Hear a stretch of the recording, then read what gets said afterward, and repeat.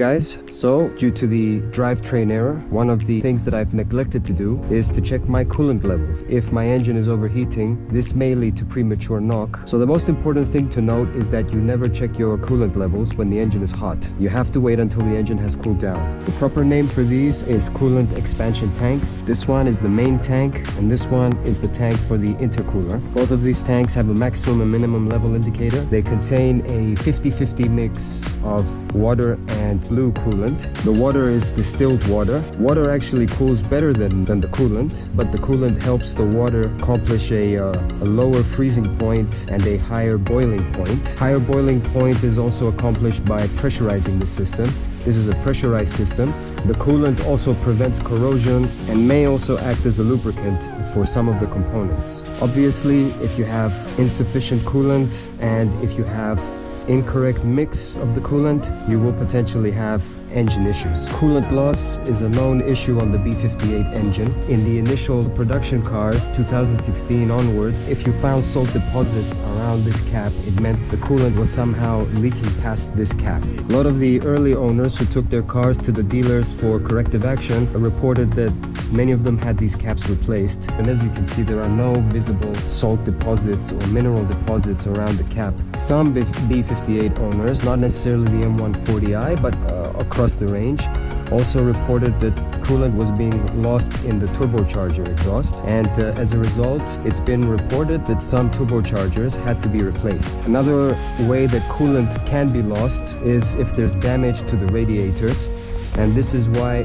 BMW fitted the stone guards on these radiators, and there are many other ways for coolant to be lost. If you check these tanks and the coolant is low, I believe BMW dealers will recommend that you just top it up with distilled water, because if it has been evaporating, for example, coolant has a much higher evaporating temperature than the water, so it's more likely that the mix that you have remaining is richer in coolant than in distilled water.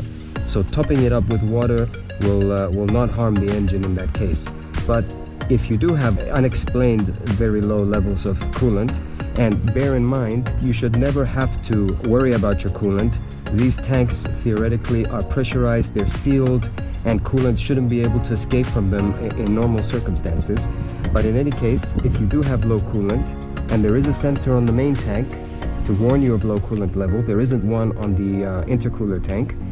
In any case, you should take the car to the dealer to do a test to pressurize the system and check for leaks. The distilled water is good enough to get you there. Now, these coolants, they go to these radiators down here, the engine radiator and the intercooler radiator. Because they are separate systems, you may find that your main coolant is low, but your intercooler coolant is not low, or the opposite. Okay, let's open the main tank coolant. So, as soon as I start to turn, I can feel some resistance, but I'm going to press on, and as soon as I've done that, it manages to overcome that. And it's a very difficult cap to turn.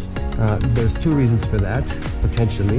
The first reason is it's an intentional design feature so that if it was pressurized, the pressure would release gradually and not burst up in my face. And the second potential cause for the difficulty to turn this cap is that potentially there are salt or mineral deposits from the evaporating water underneath. Now it's become very easy. And there we go. I don't know if you guys can see inside, but it's definitely filled above maximum. And if it was serviced back in June, then it's been quite a long time since the last service. So this is not a little overfilled, this is substantially overfilled. Let's check the intercooler tank as well.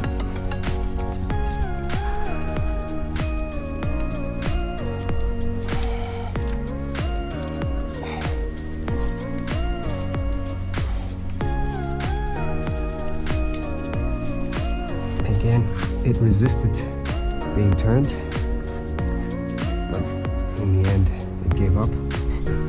And this one looks perfect. It looks right between the minimum and the maximum.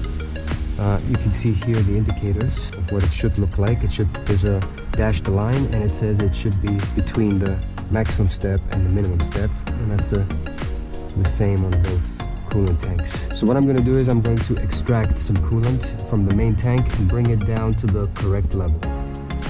Well, as it turns out, I seem to have a turkey baster at home, so it's metallic, but I think it should do the job. I am observing something very strange. The color of my intercooler coolant is not blue. Now, it should be exactly the same coolant as the main tank. So I'm suspecting that I have two issues with my coolant, and that's A, I don't have the right mix of coolant in my intercooler tank, so it's not 50-50 water coolant, and I seem to have too much coolant in my main tank. I will let the dealer know and get some corrective action. So there you go, guys. There's a comparison between the two coolants, and they're definitely different. I don't know if they're two different coolants or two different mixtures. So the guys have taken away this much material from the main coolant tank, and it's just reached the max level there. I've also taken out some of the intercooler coolant just for comparison. They're definitely different. They're not the same liquid. I don't know if this brown color here is some kind of light corrosion or if it's just a different coolant. I'm really upset about that, actually. They shouldn't be different colors. So there's obviously more deposits on the cap for the intercooler than there are on the cap for the the main coolant. There are some there as well, however. Just looking at the caps, I would suspect that it's more likely for this to be more water than coolant because of its higher propensity to evaporate compared to this one. Also, you can see that there are vents, so this is the vent as well as the cap. The same with this one. It's also, there's some kind of vent internally, and these are obviously passages. So let's put these back. Screwing on initially very quickly, then there's a bit more resistance, and then there's a click. And screw this back on as well. There's some resistance, as if it's not aligned properly, but I'll just keep doing it.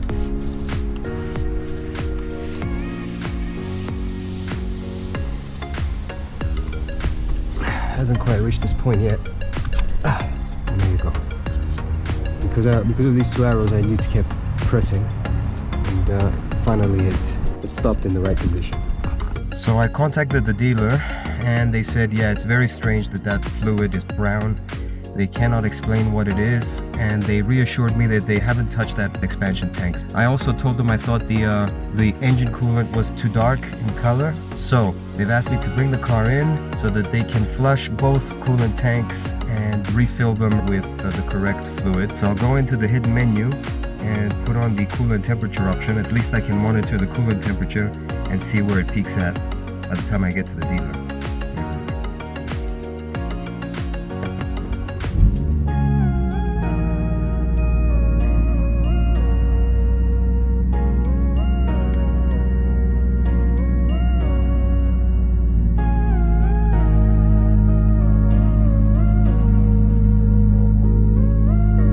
So I've not exceeded 40 kilometers an hour, and the temperature is already 100 degrees centigrade.